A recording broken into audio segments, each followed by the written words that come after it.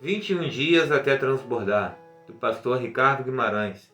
O meu cálice transbordará. 16º dia. Transborde em graça e viva no descanso. Portanto, resta um repouso para o povo de Deus, porque aquele que entrou no descanso de Deus, também ele mesmo descansou de suas obras, como Deus das suas.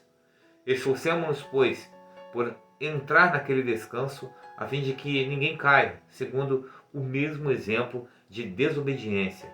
Hebreus 4, 9 ao 11. Conta-se que um irmão encontrou o pastor no aeroporto e lhe perguntou: "Saindo de férias, pastor?" "Sim, vou tirar uns dias com a minha família." "Mas lembra que o diabo não tira férias." "É verdade, é por isso que a vida dele é um inferno." A vontade de Deus é que vivamos em completo descanso. Quando eu falo do descanso, evidentemente não estou falando de deixar de trabalhar ou viver passivamente. Antes, estou me referindo a algo que procede da alma. Muitos filhos de Deus ainda vivem cheios de ansiedade, angústias e preocupações que os tiram do descanso. Isso é mal aos olhos do Senhor. Ele deseja que vivamos na paz e no descanso. Esse texto de Hebreus é o único lugar no Novo Testamento onde se diz que devemos nos esforçar. Mas veja que é o esforço para entrar no descanso. Deus descansou primeiro. Ficamos surpresos e admirados quando vemos o que a Bíblia diz sobre o descanso divino, sempre disponível para nós. Mas ficamos mais surpresos ainda quando descobrimos que a primeira pessoa que descansou foi o próprio Deus.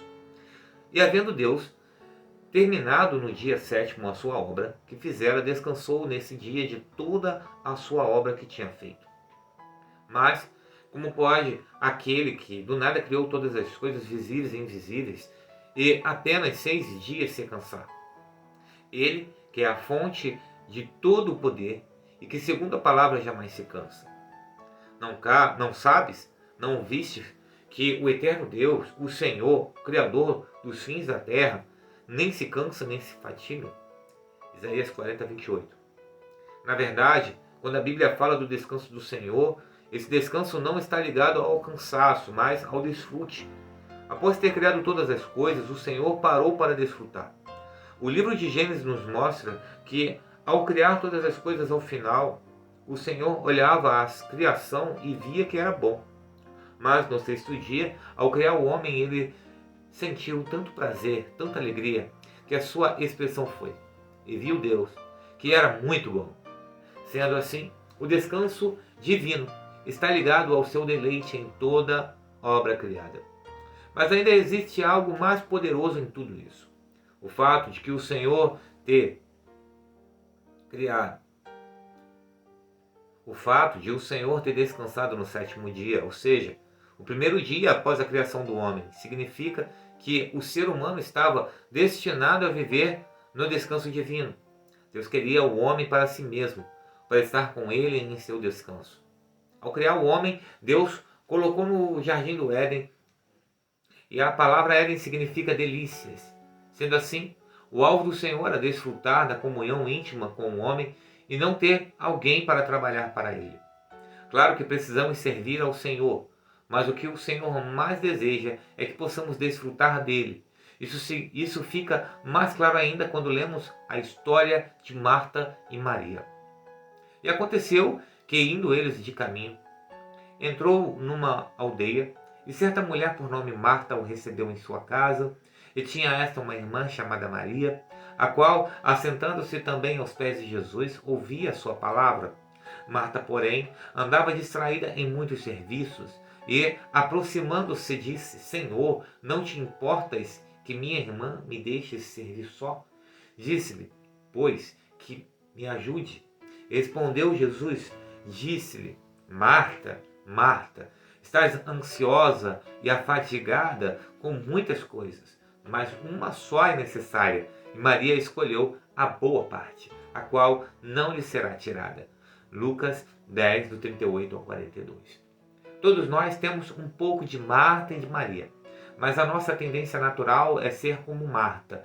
O natural do ser humano é fazer coisas, é ficar agitado de um lado para o outro, mas o Senhor diz que a melhor parte é que fez Maria, ou seja, assentar-se aos pés do Senhor. Isso nos mostra o quanto o propósito de Deus para o homem é o desfrute do Senhor e da sua presença. Eu sei que você quer fazer coisas para Deus, mas o que Deus quer é ter comunhão com você. Portanto, o fato do Senhor ter descansado nos fala do desfrute, do deleite e não do cansaço. E da mesma coisa que o Senhor descansou, é o seu desejo que nós também vivamos no descanso. O sétimo dia de descanso tem, assim, uma função no plano divino de salvação, nos mostrar que desde o início Deus queria ter comunhão com o homem. Segundo tópico, o pecado interrompeu o descanso de Deus. Logo após a criação, a Bíblia diz que todos os dias na viração do dia, o Senhor vinha para ter comunhão com o homem. Imagine um homem que está vivendo no Jardim do Éden, um lugar perfeito para qualquer pessoa morar, e todos os dias o Deus do céu caminha pelo jardim e vai à casa do homem para ter uma conversa e uma refeição. Despretensioso, sem barreiras, casual, desfrutando da companhia do outro como bons amigos. Esse é o quadro do relacionamento que existia entre Deus e Adão no Éden. E também o quadro do relacionamento que Deus desejava ter com todos os seres humanos. Mas houve um dia que foi diferente. Deus percebeu que o homem não veio recepcioná-lo como sempre fazia. A visita chegou, mas o anfitrião estava escondido. Deus pergunta: onde estás? Ouvi tua voz no jardim, e porque estavas nu, tive medo e me escondi. Quem te fez saber que estavas nu? Comesse da árvore de que te ordenei que não comesse? Gênesis 3, do 8 ao 9. O homem havia desobedecido a Deus e fora condenado. E quando o homem foi lançado fora do jardim, Deus não visitava mais na viração do dia. O pecado do homem foi tão grande e separou todo o homem do Senhor, que quando a presença de Deus estava no templo sobre a arca, foi necessário o véu de linho trançado que pesava cerca de 400 quilos de pano. Imagine o que aconteceu com o Senhor no primeiro dia após a desobediência, quando foi chegando a hora da viração do dia. O desejo de querer abraçar, conversar, mas não ter ninguém para fazer isso, porque aqueles a quem ele amava viraram as costas para ele. Podemos dizer que a partir daí o descanso de Deus foi quebrado, porque a partir desse momento Deus começou a trabalhar pela salvação do homem. Mas Deus providenciou ao homem a possibilidade de perdão e restauração de um relacionamento íntimo com ele através de Jesus Cristo. Foram milhares de anos que separaram Deus do homem.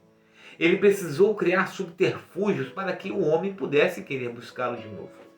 E quando chegou a plenitude dos tempos, o Pai enviou seu Filho para que todo aquele que nele crê não morresse, mas tivesse a vida eterna. Mas ainda precisou esperar mais de 30 anos para que a obra se cumprisse por completo.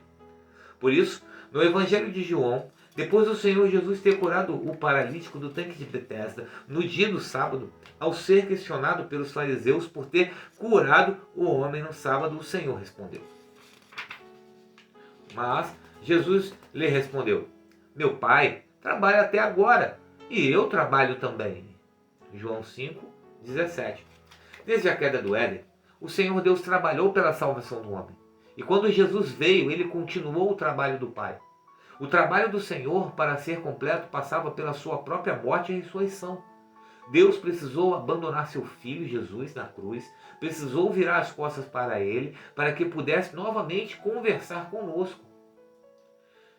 Foi mais fácil para Deus criar o universo todo do que salvar o homem. Porque para criar tudo que existe, Deus usou apenas a palavra haja e houve. Mas para salvar o homem, Deus teve que se encolher na forma de um bebê, passar 9 meses na barriga de uma mulher, nascer como uma criança, aprender a obediência, esperar 30 anos para começar o seu ministério, ser condenado à morte de cruz e por fim poder dizer: está consumado. Mas ao completar a obra na cruz, A Bíblia diz que o Senhor pôde descansar novamente. Ora, todo sacerdote se apresenta, dia após dia, a exercer o serviço sagrado e a oferecer muitas vezes os mesmos sacrifícios, que nunca jamais podem remover pecados. Jesus, porém, tendo oferecido para sempre um único sacrifício pelos pecados, assentou-se à destra de Deus. Hebreus 10, 11 e 12. No tabernáculo tinha vários móveis. Tinha o candelabro, tinha o altar de incenso, a mesa dos pães, mas não tinha cadeira. E por que não tinha cadeira? Porque não dava tempo do sacerdote se sentar. Seu trabalho não parava nunca. Era um trabalho contínuo e exaustivo. Mas quando o Senhor morreu naquela cruz, tendo oferecido para sempre um único sacrifício pelos pecados, assentou-se à destra de Deus. Porque ele se assentou? Porque a obra estava completa. A obra estava consumada. Não precisava e jamais precisará fazer tudo novamente. Agora, portanto, o Senhor pode descansar de suas obras. O pecado quebrou o descanso do Senhor. A obra da cruz concluiu inteiramente o seu trabalho. Hoje, o Senhor vive no descanso. E isso nos introduz ao terceiro tópico. A obra da cruz restaurou o nosso descanso. A caminhada que o povo fez do Egito para Canaã, passando pelo deserto, é uma figura do que o Senhor deseja que aconteça na nossa vida. O Egito representa o mundo de onde fomos salvos, libertos do tão inimigo. O deserto fala de um tempo de transição, mas o desejo do Senhor é nos introduzir em Canaã. Canaã não é o céu, mas o descanso em Cristo Jesus. Essa é uma das razões porque o Senhor ordenou que Israel, seu povo escolhido, descansasse no sétimo dia da semana, no sábado. O sábado representa para nós o descanso em Deus. Deus queria que Israel entrasse no descanso divino, repouso que só Ele pode proporcionar, o verdadeiro Sabá. O descanso em que Adão e Eva viviam antes de caírem em pecado. Mas o povo falhou continuamente. Não era capaz de obedecer aos mandamentos divinos, continuando assim sempre inquieto e intranquilo. Nem Moisés, nem Josué, dois grandes líderes do povo judeu, incumbidos de conduzir o povo de Israel à terra prometida, conseguiram levá-lo ao seu descanso. Então, veio o tempo em que Deus enviou o seu Filho a este mundo. Esse Filho Jesus é a personificação do descanso divino. Na pessoa dele, vemos mais uma vez que Deus quer trazer as pessoas para dentro da sua paz e do seu repouso, simbolizados pelo sábado. Assim, Jesus explicou a respeito de si mesmo. Porque o Filho do Homem é Senhor do sábado. Jesus é o Senhor do sábado, porque é o descanso de Deus em pessoa. Por isso ele diz: vinde a mim todos os que estáis cansados e sobrecarregados, e eu vos aliviarei. Tomai sobre vós o meu jugo e aprendei de mim, porque sou manso e humilde de coração, e achareis descanso para a vossa alma. Porque o meu jugo é suave e o meu fardo é leve. Mateus 11, 28 ao 30. Em sua incredulidade, Israel rejeitou o Filho de Deus e não entrou no descanso. O descanso prometido para o povo ético de Israel, como um todo, não foi suspenso definitivamente, foi apenas prorrogado. Portanto, resta um descanso para o povo de Deus. A carta aos Hebreus mostra que o descanso de Deus no sétimo dia foi de fato, desde o começo, uma indicação evidente de que o homem só encontra seu descanso na pessoa do próprio Deus. O homem descansa de suas obras porque não precisa tentar justificar-se por meio delas, nem por meio do cumprimento de leis ou ordenanças. Porque o fim da lei é Cristo, para a justiça de todo aquele que crê. O O que Moisés e Josué não conseguiram, Jesus Cristo trouxe a todos os homens. O diabo sempre se coloca diante de você para perguntar: o que você vai fazer a respeito dessa ou daquela situação? Nossa resposta precisa ser essa: vou sentar e descansar. Ao fazer isso, você está dizendo que não há mais nada a ser feito porque a obra já foi consumada por Cristo. Parece que a obra não está terminada. Você sente que não está terminada. Incontáveis vozes dizem que não está terminada. Mas você se senta e apenas declara: está consumado. Quando você faz isso, alguma coisa acontece com o seu problema. O inimigo vai tentar ao máximo tirar você dessa situação, pois ele sabe que enquanto você estiver nessa situação, as bênçãos fluirão na sua vida. A vitória será abundante e boas coisas acontecerão. Então, o alvo do diabo é fazer você ficar tumultuado e atribulado por dentro, sem descanso e paz. Por isso, precisamos nos esforçar para permanecer no descanso. Você só consegue viver no descanso quando recebe a revelação de que na cruz você foi redimido de toda ansiedade. Na noite em que foi traído, algumas horas antes da sua crucificação, o Senhor suou sangue. A primeira área que o Senhor deseja redimir em nossa vida é a área do estresse, medo e ansiedade na mente. Essa é a razão porque Ele primeiro derramou sangue no seu suor. Antes da queda, Deus tinha dado um trabalho para o homem, mas depois da queda, o Senhor disse que o homem trabalharia com suor. O suor tornou-se o símbolo da maldição. O homem hoje trabalha cheio de ansiedade e angústia. Por causa disso, o Senhor não aceita o suor na sua obra. Na casa de Deus, tudo deve ser feito dentro do descanso. Isaías 4, 44, Ezequiel 44, 18. Ele sabia que dentro de algumas horas ele iria morrer, por isso ele prometeu duas coisas. A primeira é outro consolador. Ele nos ensinará todas as coisas, não somente as verdades doutrinárias da palavra, mas nos ensinará como ser bons pais, bons cônjuges, como prosperar, como lidar com problemas e tudo o mais que precisarmos. João 14, 26. Mas a segunda coisa que ele nos deixou foi a sua paz.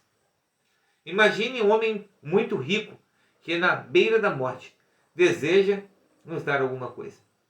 Ele certamente daria o seu bem mais precioso.